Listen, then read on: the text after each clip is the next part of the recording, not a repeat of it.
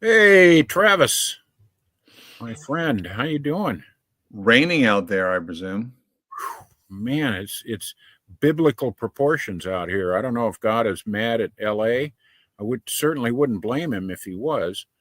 Um, I'm not getting any indication that I'm supposed to build a big boat or anything, though. So it's just raining like crazy. And when it rains out here, everybody's such a wuss. You know, my friends I love to ride on my friends in Montana because, it's Montana and it's cold and it's ridiculous. But, it's like -10 for 3 weeks in a row and nobody complains. But out here, it rains for 2 days and they don't know what to do. They get on the Yeah. freeway and they just start crying right there. And it took me an hour to drive tonight, what I usually drive in about 20 minutes because everybody's an idiot. But it's okay. We need it. Well, you should see people in my town when we have 1 inch of snow. Yeah. It's a disaster. Yeah, same kind of thing. It snows like every 10 years here, and when it does, whew. No, we did have a lot of snow earlier this year in January. Yeah. It may have been one of our big. It was like 20 inches of snow. It was Wow. huge. Like we went nuts, and we shut down for like 3 days. Wow. I never think of the South as getting snow. Yeah, we won't see that for a while. Yeah. I mean, that's a one in a million moment. The last time we had a snow like that was like 1974. So usually when we get snow, it's an inch. Yeah. Melted by noon. So you better enjoy it. Throw a snowball when you can. Yeah. Yeah. Get a snowball. And you better put it in the freezer real quick. Just to prove it was there. Just to prove we had snow. No one will believe you in July. That's for sure. So Travis, I say, and this is Travis and Ross, and this is Notes On, and we try to do Christ on Purpose. And a couple of weeks ago, I texted you an article that I thought would be fun to talk about. It's on a website called Daily KOS, whatever that is. And I read them a lot without knowing what it is. But the name of the article was "Who is the Suffering Servant?" And it's written by a guy named Mark Ira Kaufman. If you want to look it up, it's an interesting article. But he makes the case that Isaiah 53 is not written about Jesus. And I thought, just to get us started, let me read about 4 paragraphs, and you can let's talk about this because sure. this is important stuff. The key to deciphering any biblical text is to view it in context. Isaiah 53 is actually the 4th of the 4 servant songs. The others are found in Isaiah chapters 42, 49, and 50. Though the servant in 53 is not openly identified, these verses merely referred to my servant. The servant in each of the previous servant songs is plainly and repeatedly identified as Israel, the biblical name of the Jewish people. Beginning with 41, the equating of God's servant with the nation of Israel is made 9 times by Isaiah, and no one other than Israel is identified as the servant. For example, you are my servant, O Israel, in 41. You are my servant, Israel, in 49. The Bible is filled with other references to the Jewish people as God's servant. See Jeremiah 30:10 and a few other references. As such, there is no reason that the servant in Isaiah 53 would suddenly switch and refer to someone other than the Jewish people. So, how do you answer that? Yeah. Well, this is a perennial debate, and if I can give you greater context. Yes. Since the dawning of the church has always seen Isaiah 53 as a messianic prophecy fulfilled in Jesus. Could you maintain that Jesus is the Messiah even if it fulfilled no prophecies? My personal opinion is yes. And here's how I would do it. I would say Jesus claimed to be the Messiah and he rose from the dead, thereby vindicating his claim.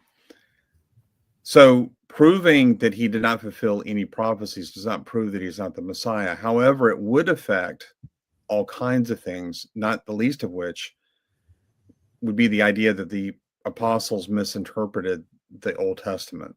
Mm-hmm. So they were bad exegetes.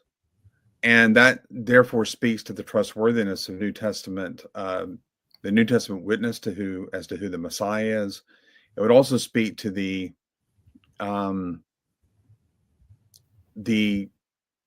whole approach to the Old Testament that we have. How do you balance out the Old and New Testaments? How do they relate to each other?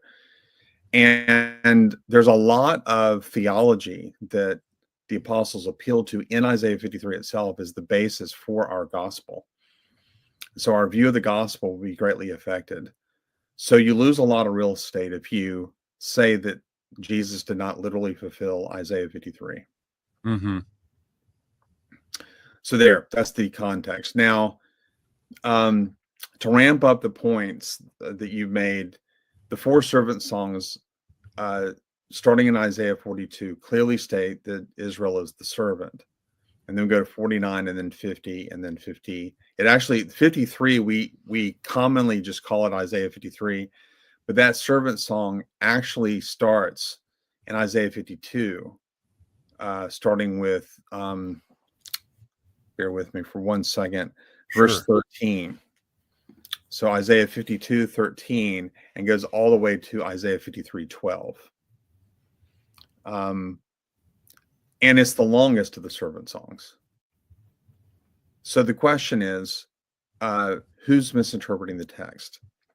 Now, the common argument is that because it being Isaiah or Isaiah 42 starts off by calling Israel the servant, it's got to be Israel. And so when our Jewish friends read Isaiah 53, they see the suffering that's being portrayed there as a kind of metaphorical or poetic suffering that the Jews have experienced all throughout history. And I never will forget when I was a freshman in college, my reading assignment, I took a course in Judaism, and my reading assignment was from Dennis Prager and Joseph Telushkin's book, The 9 Questions People Ask About Judaism. And I read their section, of course, on Christianity. And I was like, the whole time I'm shaking my head. It's like, I'm not going to give this guy much credit until he deals with the prophecies. Well, lo and behold, Prager and Telushkin, they deal with the prophecies. And they go after Isaiah 7, which gives us the virgin birth. They go after other texts like Psalm 22. But the one they really go after is Isaiah 53. And they give this argument that the Jews are the fulfillment of this text. And I never will forget, I was in the shower a few days later, and I was just reflecting on this. And it dawned on me, I was like, the Holocaust. I mean, the Holocaust. That is a really good example of how the Jews just suffered for, their religion, for the sake of Jehovah. I mean, this was huge for me. So I actually thought long and hard. One of the problems with me is I had fallen in love with a Jewish girl, so that was a tug on my heart too. But I sincerely thought about converting to Judaism. So this is very personal for me. Okay. You want me to continue? Yeah. Well, I have another question, but I'll save it. Yeah, go ahead. Okay. So the claim that the author gave from the essay that you read, that they are all clearly telling us that the servant is Israel. It's not quite true. So what I would like, if people are listening to this, they can pause it and go to the text. I'm reading from the LSB, but you can find this in any translation. It's not hard to see, but I'm in Isaiah 49, and just read along with me and tell me what jumps out. Listen to me, O coastlands, and pay attention, you peoples from afar. Jehovah called me from the womb. From the body of my mother, he made my name to be remembered. He has set my mouth like a sharp sword. In the shadow of his hand, he has concealed me, and he has also set me as a select arrow. He has hidden me in his quiver. He said to me, you are my servant, Israel, in whom I will show forth my beautiful glory. But I said, I have toiled in vain. I have spent my might for nothing in vanity. Yet surely the justice due to me is with Jehovah, and my reward is with my God. Now catch this, verse 5. So now says Jehovah, who formed me from the womb to be his servant, to return Jacob back to him, so that Israel might be gathered to him. For I am glorified in the sight of Jehovah, and my God is my strength. So Israel is separate from the person being described in what you just read. That's right. So there it is distinguishing the servant from Jacob and Israel.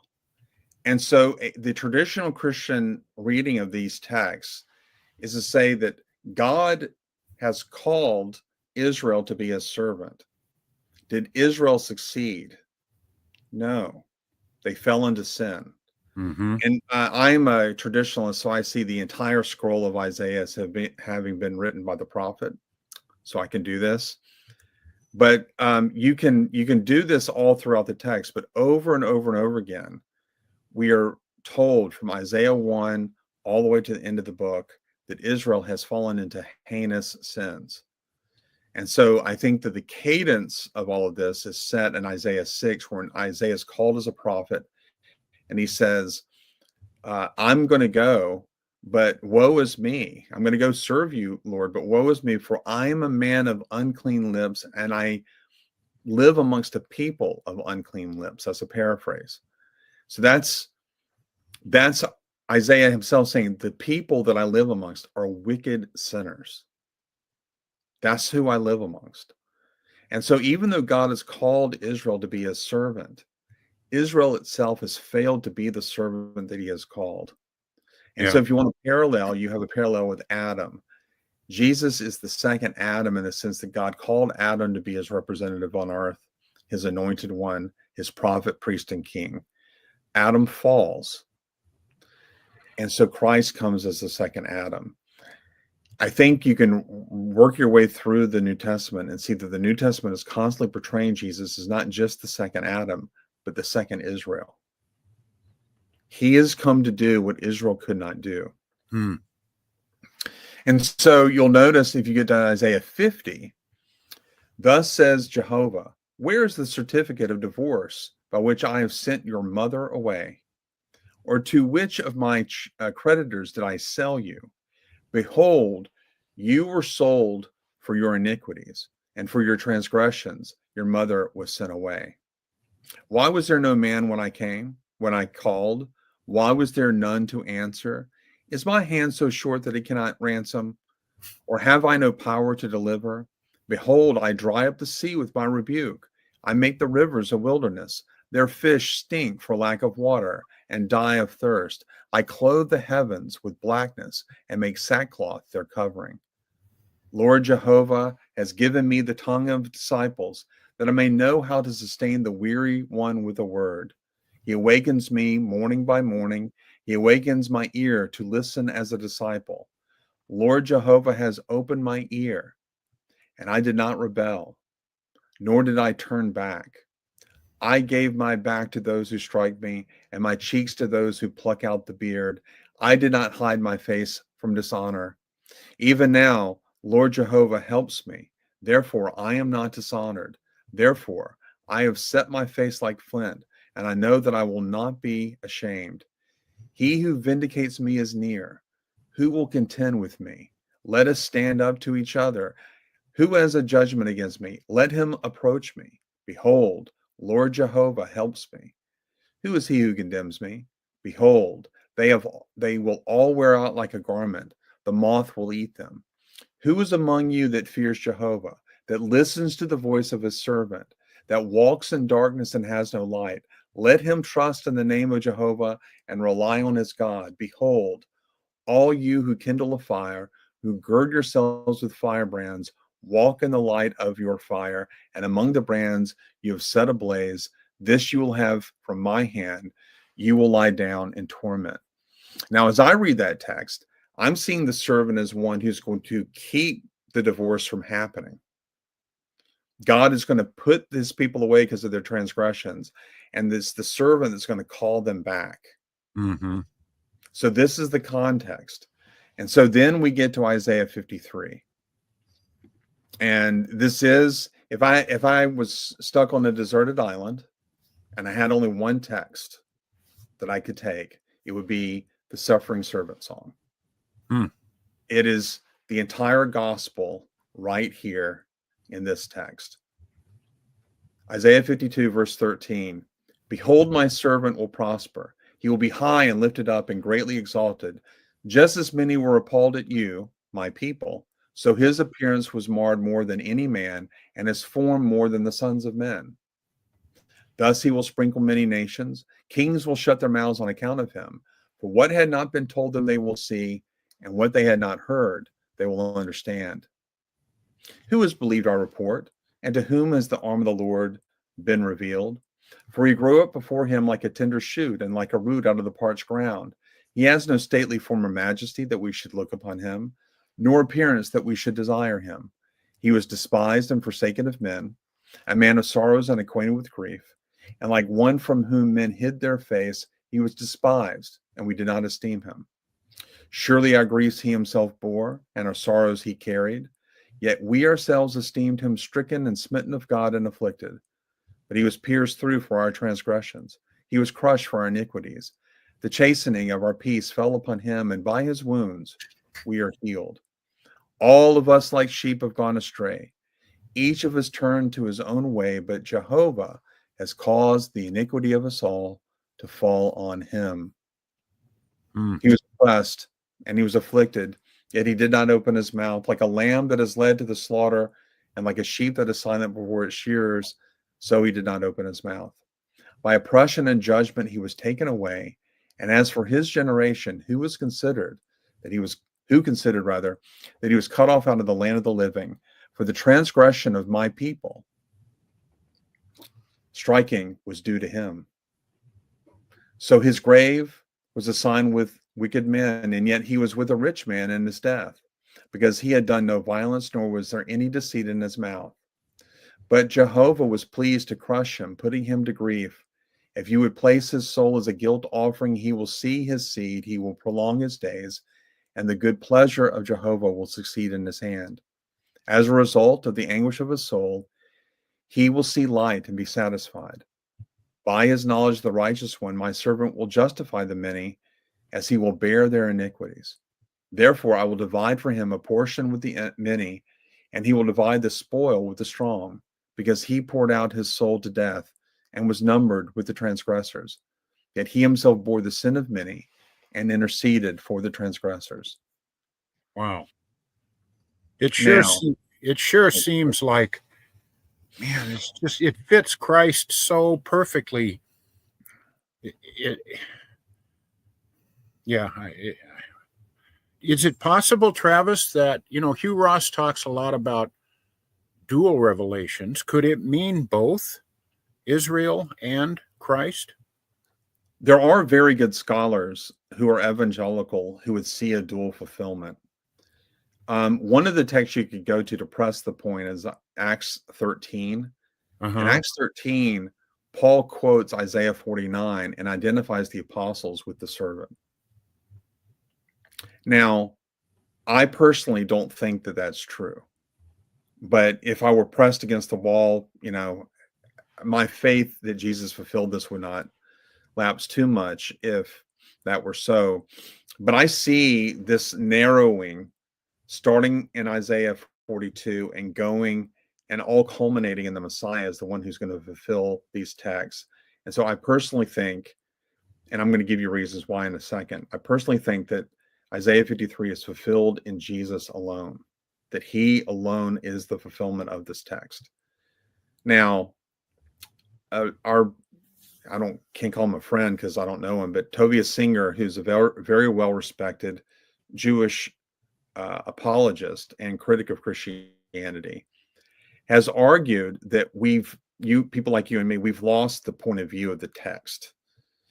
So if you go back to Isaiah 52 and verse 13, when you get to verse 15, he says, he will sprinkle many nations, kings will shut their mouths on account of him. For what had not been told them, they will see, and what they had not heard, they will understand. And then what happens is, starting in Isaiah 53:1, who is speaking, right? Who's speaking the words? And Tovia Singer argues that it's the Gentiles whose mouths have been closed on account of him.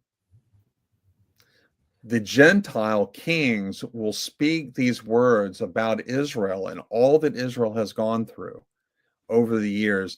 Their mouths will be closed, and then they will say, we're here to give you a report of how Israel has suffered in history. Okay. Now, if that is the correct way to read it, then Tovia Singer has a ready answer for you and me when we say, well, look, let's say, for example, in verse 8, where it speaks of him being cut out of the land of the living for the transgression of my people to whom the stroke was due. I mean, what more do you want? Well, the my people was the Gentiles. So what's happening is that the Gentiles are saying Israel was cut out of the land of the living for the transgressions of us, we Gentiles, my people, to whom the stroke was due. So once you get that point of view, you can see how Tovia Singer will leverage that language to argue for his point. I don't think it works. And it doesn't work for several reasons. For example, there's no other place in the book of Isaiah where the phrase my people refers to Gentiles.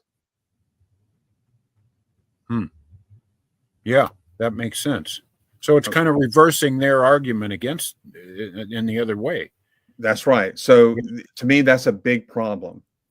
The other problem with it is that it would assume that the people of God, Israel, don't deserve any sort of punishment. However, over and over throughout Isaiah, the people of Israel are sinners. And God has actually said, you deserve to be cast away from me. Yeah. And so our view of redemption makes sense. On the Jewish view, there's no genuine atonement for their sins, especially over the past 2,000 years since they've had no temple. So we have a Messiah that atones for the sins of Israel, but also for the whole world, so that all of us can come to the Messiah and understand that he is our atonement. Now, the other reason I don't buy Tovia Singer's reading is if you go to Isaiah 53, it says, who has believed our report, and to whom has the arm of the Lord been revealed? Who's giving the report? Well, he tells us who gives him the report. Go to Isaiah 52, verse 6. Notice what Isaiah says. He says, therefore, my people shall know my name. Who's he speaking about? My people. Well, in verse 5, he says, so now what do I have here, declares Jehovah, since my people have been taken away for nothing. Those who rule over them howl, and my name is continually blasphemed all day long. Well, who's this people that's been taken away? Well, if you look at the few verses earlier, it's clearly the Jews, the Israel. They've been taken away. So in context, my people refers to Israel. Right? And then he says, how lovely. I'll just reread the verse 6. Therefore, my people shall know my name. Therefore, in that day, I am the one who is speaking. Here I am. Verse 7, how lovely on the mountains are the feet of him who proclaims, and I'll just translate it, gospel, right? Who announces peace and proclaims good news of good things, who announces salvation and says to Zion, your God reigns. The voice of your watchmen, they lift up their voices. They shout joyfully together, for they will see with their own eyes when Jehovah returns to Zion. Well, who are the watchmen? These are the prophets. These are the ones who declare to Israel the truth. So later, when in verse 1, where Isaiah says, who is to believe our report? To whom has the arm of the Lord been revealed? He's talking about the prophets. The prophets have proclaimed this salvation to people. The arm of the Lord is saving people. And we are giving the report of that. It gets even better. If you look later in Isaiah 53, you can tell why I love this text so much.